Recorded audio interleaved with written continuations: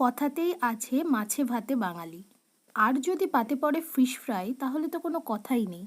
বাচ্চা থেকে বড় সকলেরই কিন্তু পছন্দের খাবার হলো এই ফিশ ফ্রাই। অনেক মানুষ আছে যারা কিন্তু মাছের প্রতি অনীহা দেখায়, ফিশ ফ্রাই পেলে তাদের সেই অনীহাটা থাকে না। তো যাই হোক বন্ধুরা, আমার চ্যানেলে আপনাদের সকলকে স্বাগত। আর আজকের আমি আপনাদের সাথে শেয়ার করব ভেটকি মাছের ফিশ ফ্রাই। তো এখানে দেখতেই পাচ্ছেন ভেটকির ফিলেগুলোকে এখানে সাজিয়ে রেখেছি। 28 পিস ভেটকির ফিলে রয়েছে। তো এগুলোকে প্রথমে আমি একটু টিস্যু দিয়ে জলটা মুছে নিচ্ছি। এখন একটা পেস্ট বানিয়ে নেব।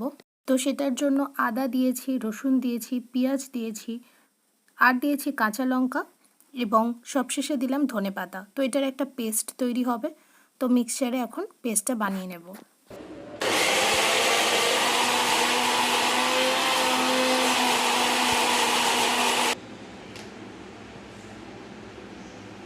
এবারে ভেটকির ফিলেগুলোতে পাতিলেবুর রস দিয়ে দিলাম। তারপরে পরিমাণ মতো জিরের গুঁড়ো দিয়ে দিলাম, আর দিয়ে দিলাম লঙ্কার গুঁড়ো। প্রত্যেকটার পরিমাণ দেখতেই পাচ্ছেন, আমি 1 চামচ করে সবটা দিচ্ছি। আর দিয়ে দিলাম গোলমরিচের গুঁড়ো। যে পেস্টটা বানালাম সেই পেস্টটা দিয়ে দিলাম। পেস্টের মধ্যে কি কি ছিল তো দেখতেই পেয়েছেন, আদা, রসুন, পেঁয়াজ, লঙ্কা মানে কাঁচা লঙ্কা আর ধনেপাতা। সেই সমস্ত কিছু এবার খুব ভালো করে মাখিয়ে নিতে হবে। তারপরে 1 ঘন্টা মতো আমি ম্যারিনেট করে রেখে দেব। যেহেতু আমি আজকের ভাজবো তার জন্য ম্যারিনেট করে রাখছি 1 ঘন্টা, আর এর পরে আরও কিছু উপকরণ দিয়ে আরও 1 ঘন্টা আমি ম্যারিনেট করে রেখে দেব। সময় যদি হাতে কম থাকে তাহলে 30 মিনিট মতো করে ম্যারিনেট করে রাখলেও চলবে।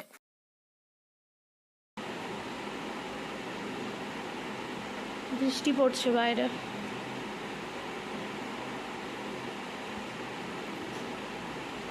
কেমন হয়েছে রে তরকারিটা? হ্যাঁ, 1 ঘন্টা হয়ে গেছে।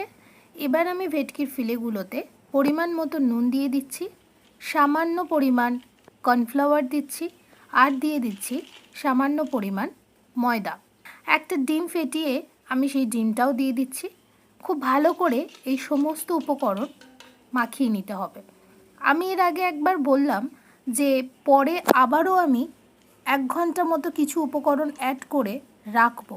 তো আমি সেই জায়গায় 1 ঘন্টা টাইম নিচ্ছি না, আমি আধ ঘন্টা মতো আমি ম্যারিনেট করে রাখছি।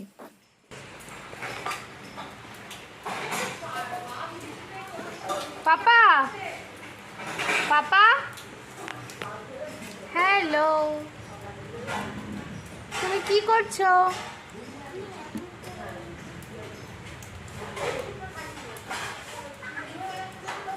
এদিকে এসো, আরেকটু এদিকে এসো। এ বাবা, এই যে এদিকে এসো।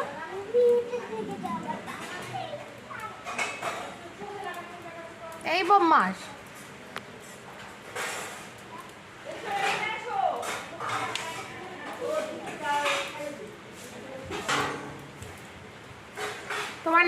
তোমার নাম কি? আহির। 30 মিনিট হয়ে গেছে। এবার আমি একটি থালার মধ্যে ব্রেড ক্রাম্বস নিয়ে নিয়েছি, তার মধ্যে দিয়ে দিলাম নুন, ভালো করে মাখিয়ে নিচ্ছি। এখন আমি ডিমটা ফেটিয়ে নেব, তার জন্য ডিমের মধ্যে দিলাম নুন আর দিলাম গোলমরিচ। দেখতে পাচ্ছেন আমি 3টে ডিম নিয়েছি, কিন্তু ডিমের পরিমাণ অনেকটাই লাগবে।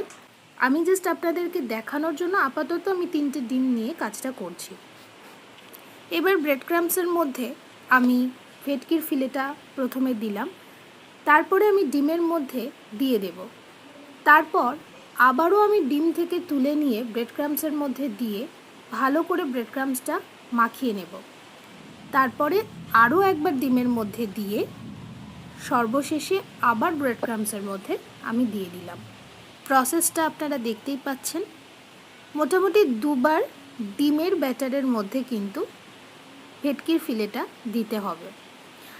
আরও একটা কথা আপনাদেরকে বলি, আমি প্রথমে কি করলাম না, ভেটকির ফিলেটা ব্রেড ক্রাম্বসের মধ্যে দিলাম।